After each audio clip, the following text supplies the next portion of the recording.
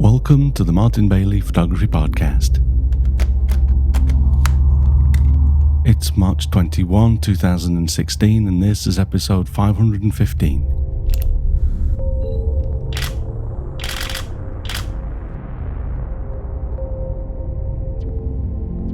Having completed my second Japan Winter Wildlife Tour for 2016, today we're going to start a new Travelogue series to walk through a selection of images from this second tour. Last week I walked you through my selection process, trying to whittle down the number of images from this tour to as few as possible. The fewer images you present from any trip or shoot, generally the better they will be. Whether just showing your friends or in a professional environment, I feel it's really important to show fewer quality images than lots of images just because you have them. From my Japan Winter Wildlife Tours this year, I have had a bumper crop of images that I've had real problems reducing down to less than 172 from Tour 1 and a whopping 246 now from Tour 2. This is a nice problem to have because I do feel that what's left is, at least by my standards, relatively good work. I have also, of course, been through and selected a subset from these images that represent the best work from each tour, although that number is still pretty high as well. For these series of Travelogue style podcasts, I have selected 40 images from each tour. I would have liked to have done less, but that's the best I could do, so I hope you'll enjoy walking through these images in batches of 10 over the next 4 episodes. I started Tour 2 this year with hopes that we'd have more snow. The El Niño weather patterns that have caused many countries to see unusual weather this winter have caused many areas of Japan that usually have a lot of snow to have very little. The weather fronts that come down from Siberia did us proud for my Hokkaido winter landscape photography adventure tour in January, but much of that snow falls by the time it hits the main mountain range in central Hokkaido. So the eastern side of Hokkaido, where all the wildlife is, was still pretty sparse in places.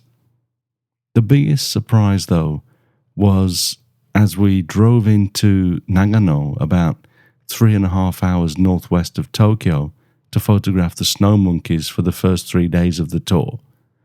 Whereas we usually enter the winter wonderland after driving through a number of tunnels under mountains, on Tour 2 this year, there was hardly anything.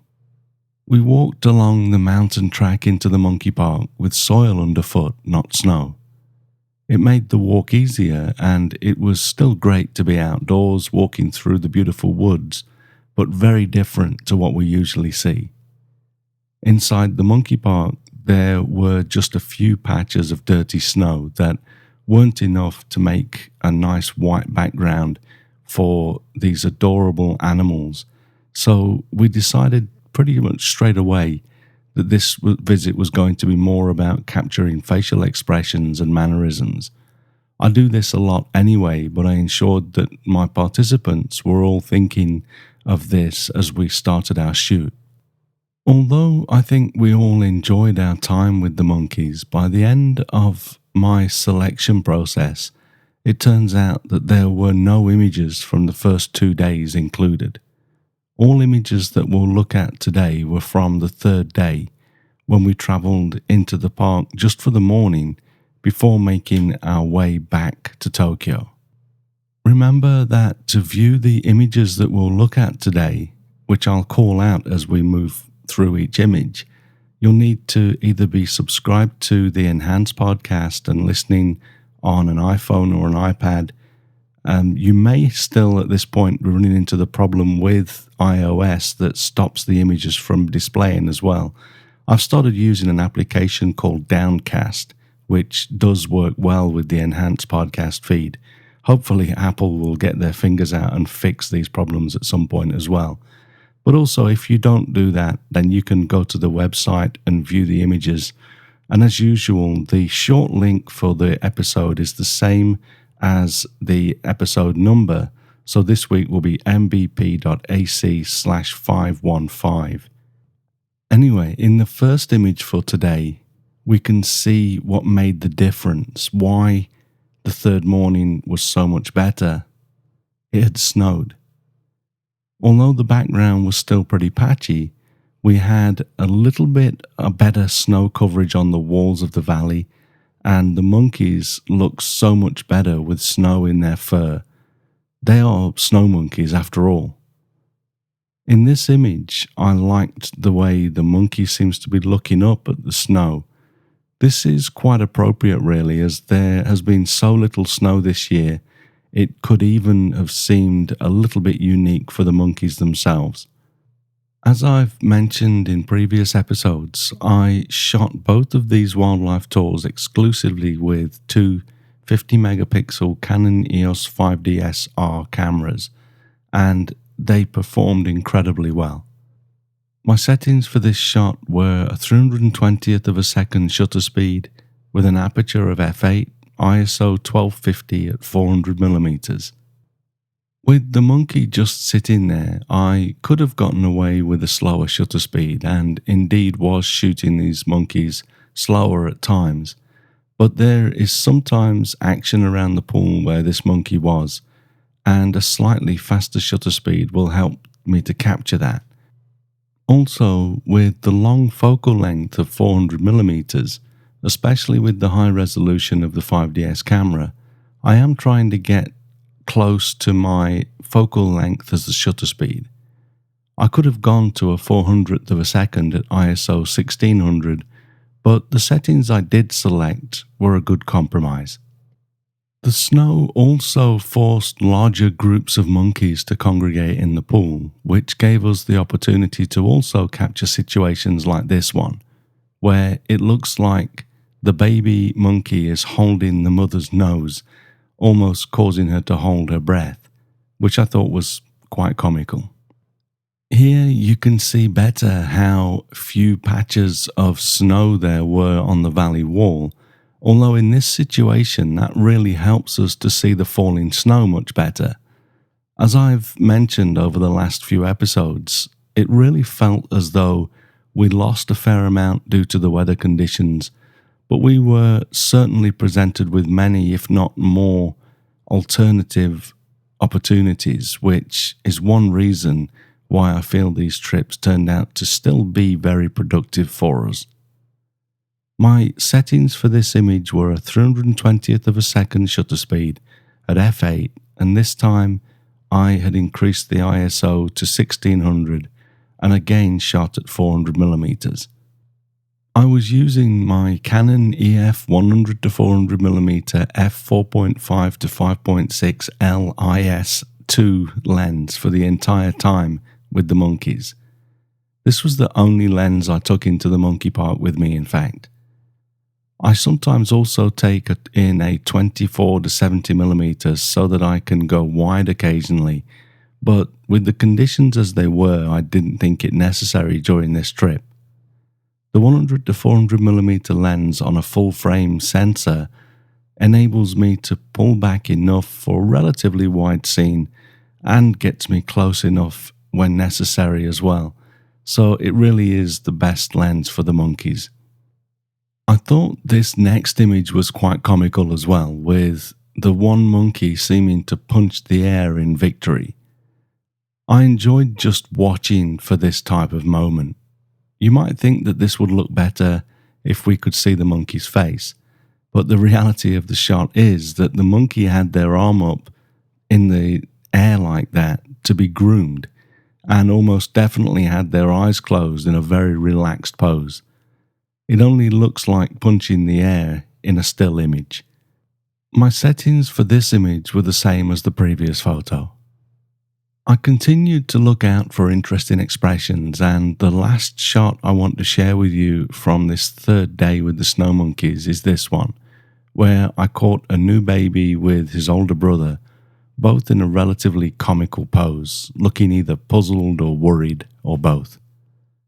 I have a whole range of images of this pair, but this is my favourite as the older monkey also put his hand to his mouth, looking all concerned. And this is one of the only images where they were both looking directly at me. My settings for this image were 320th of a second again, now at f9 to give me a slightly deeper depth of field, and ISO 800, as it had brightened up just a little bit. My focal length for this was 340mm.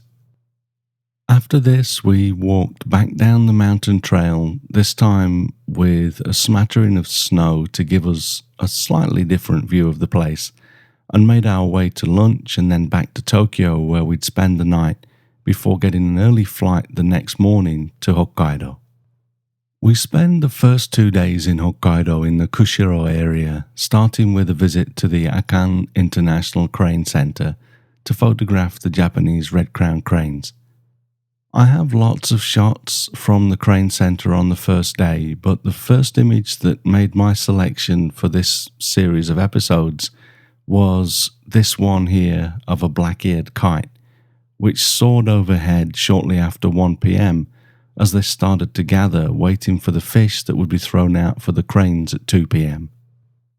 These kites are a common bird here in Japan, even considered a pest in some areas because they're in such large numbers, but I think they are an absolutely beautiful bird.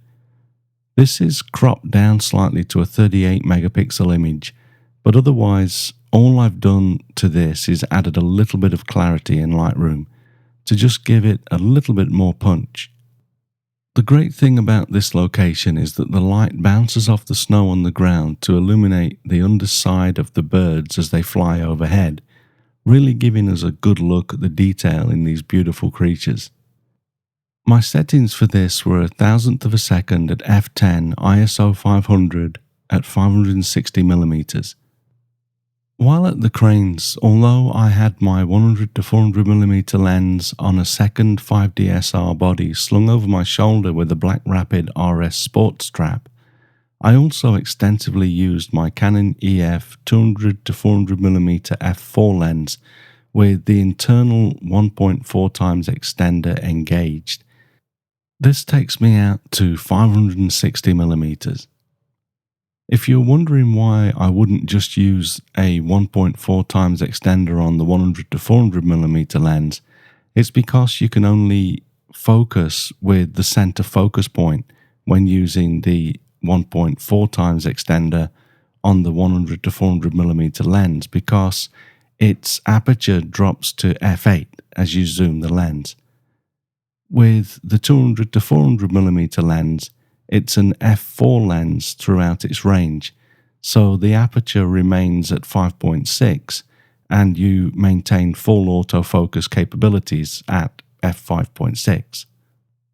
We had a great session with the white-tailed eagles and kites as the fish were thrown out for the cranes and then promptly stolen by the raptors, but the photos I got don't really beat anything that I've already shown, so I'll skip them and move on to our sunset shoot. If the conditions look good for us to get a bit of colour in the sky, I take the group to a farm where the owner allows us onto his land to photograph the cranes as they fly in front of the sunset. It wasn't as dramatic as it can be, but I kind of like this shot of 3 cranes flying over the coloured clouds as the sun fell close to the horizon. This probably isn't one of my best shots, but I thought it would help to document our trip. I was also very grateful to the farmer on this tour. I usually take him a box of goodies as a thank you, but on this tour, because the usual location that he allows us to shoot from was like a skating rink, he opened up a small area directly behind his house, which I thought was incredibly kind of him. With the light changing so quickly as you pan across the sky, this is one of the few locations where I use aperture priority instead of manual for my exposure. I set the camera to f10 because I want multiple cranes in a group to all be pretty sharp, and then set my camera to not go below a 500th of a second shutter speed and turned on auto ISO as well. This gave me a shutter speed of a 640th of a second at f10 with ISO 640. The focal length was 200mm, so you can tell that these guys were relatively close as they flew over the farmers' fields. The following morning we visited the Ottawa Bridge, literally the Sound of Wings Bridge, in the hope of getting some mist over the river and hoarfrost on the trees, and we weren't disappointed. It was well below minus 20 degrees Celsius, which is minus 4 Fahrenheit, so it was cold enough for the hoarfrost, but actually maybe a little bit too cold because the mist was too dense to get really good shots for the most of the couple of hours that we spent there. Here is my favourite shot from this first session. We were waiting for the mist to clear, and at times it was a little frustrating when we could hear the cranes calling, but the mist was so thick that we couldn't really shoot it with any success. Then occasionally we'd get a little bit of action as the mist was thin enough to shoot, as it was here. I caught the one crane jumping up with good separation all around him. I do like how the cranes are all faint as they grow more distant in the mist, and the trees with the hoarfrost are beautiful, so I'm happy with this shot. My settings were a 500th of a second at f10, ISO 800 at 560mm. This next image from later in the day at the Crane Centre is one of just a handful of images from this year where you can actually see the snow on the ground. Until just a few days before we arrived at the Akan International Crane Centre, I'd been checking photos from there, seeing that there were huge patches of dirt showing through. Much of the snow that we'd had on Tour 1 had melted, and the ground had looked absolutely terrible. Fortunately, we had some snow at the cranes while we were at the Snow Monkeys, and the ground was now almost totally covered with snow, but it was really quite lumpy and contrasty. I hope you can't tell in this photograph, but I have actually used a gradient filter in Lightroom just across the snow and reduced the dehaze slider to minus 20, the clarity slider to minus 70, and the sharpness to minus 100. And this has really helped to soften the appearance of the snow, making the image almost usable. Without that, I just felt that the snow was a little bit too much of an eyesore. I really like this pose though, so I thought it was worth making the change to salvage something. The cranes often kick their feet up like this as they dance together. This isn't aggression, it's courtship. This is cropped down slightly, but I still have a 44 megapixel photo, which is a great amount of detail. My settings were a thousandth of a second at f10, ISO 320 at 560mm. Again though, while the ground made it hard to get great shots at eye level, the skies were beautiful, and being one of the few locations where I actually find blue skies in my images, it is always a treat when we're able to shoot something like this photograph of 12 Hooper swans flying across this beautiful sky. I used my 100 to 400mm lens for this as the swans flew around to our left, and I was conscious of where the birds were over the background for the maximum effect. I also like the grouping here with 4 at the right, 4 in the middle, and then 4 more, a little broken up, but almost together on the left side of the frame. I shot this also at 1,000th of a second, f10, ISO 250 at 153mm. This next image is our last shot for today, taking us to the end of day 5 on this tour. As much as I like the texture in the clouds in the previous image, I still love this shot with 6 red crown cranes against a totally pure blue sky. I have done absolutely nothing to this image. It's totally straight out of the camera, without even any clarity added, as I don't think it even needs that. And it's not cropped either, so I could print this at 24 by 36 inches at almost native resolution and see the clear catch lights in each of these cranes' eyes. We'll wrap up there for today and pick up the trail with the second morning at the Ottawa Bridge in the next episode. Did we get hoarfrost again, or was it a little too misty? Tune in to part 2 to find out. Before we finish, I'd like to remind you that we are now taking bookings for the 2018 Snow Monkeys and Hokkaido tours. For details and to book your place, visit the tour page at mbp.ac/www2018-2018. Our 2017 tours are already sold out, but if you'd like to be put on the wait list, please contact us at mbp.ac/contact. Thanks very much for listening today. If you enjoyed this podcast, please share a link with your friends, and if you don't already, please subscribe in iTunes or your favorite podcast program to ensure uninterrupted delivery. You can find me on Google+, Twitter, Instagram and Facebook, and links to everything that I'm up to are at martinbaileyphotography.com, so do drop by and take a look. I'll be back next week with another episode, but in the meantime, you take care and have a great week, whatever you're doing. Bye bye.